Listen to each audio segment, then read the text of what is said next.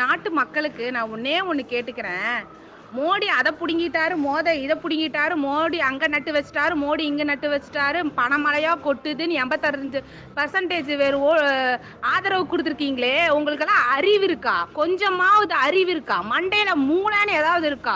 கொஞ்ச நாள் மல்லாந்து படுத்து விட்டத்தை பார்த்து யோசனை பண்ணி பாருங்க. யார் அந்த லைனில் போய் நின்றுட்டு இருக்கான்னு. பாமர மக்கள் அவன் கூலி வேலை செய்கிறவன் போய் கூலிக்கு வேலைக்கு போகாமல் சோத்துக்கு இல்லாமல் போய் நின்று 500 ரூபா மாத்திரக்காக ஒரு நாளெல்லாம் காலையிலேருந்து ராத்திரி வரை நின்றுட்டு இருக்கான்.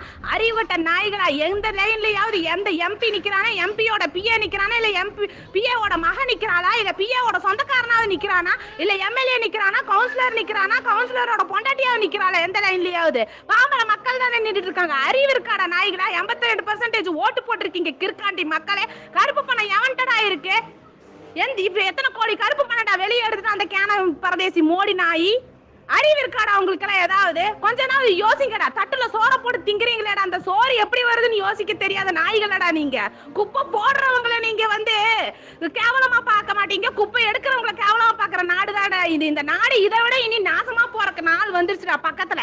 இதை விட இனி கேவலமா பேசிடுவேன் நான். இன்னும் சப்போர்ட் பண்ணி நீங்களும் நாசமா போவீங்க, உங்க மக்களும் தண்ணிக்கும் கூட இல்லாம லைன்ல நிக்க வேண்டிய நிலைமை வரப்போகுதுல நாய்களா. என்னென்னமோ பிரச்சனை நாட்டுல இருக்காம இப்ப இந்த 500 ரூபா 1000 ரூபாய் நோட்டு இருக்கிறதா ரொம்ப பிரச்சனையா போயிருச்சு. இப்ப 500 ரூபாய் 1000 ரூபாய் வச்சு நாக்க வலிக்க சொல்லுவாங்க. நானு இது போன்ற மேலதிக பல தகவல்களை பெற எங்களுடைய தமிழ் பேஜினை சப்ஸ்கிரைப் செய்யுங்கள்.